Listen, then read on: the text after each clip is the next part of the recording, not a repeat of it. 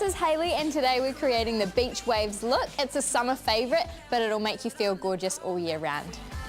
First of all, section your hair off by tying it up and out of the way of your curling iron.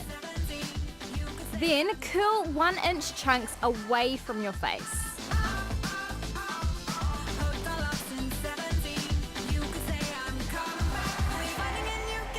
Now you want to curl the second layer, creating another layer of bouncy curls.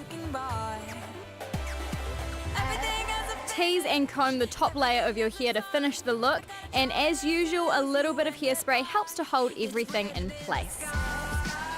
And you're done!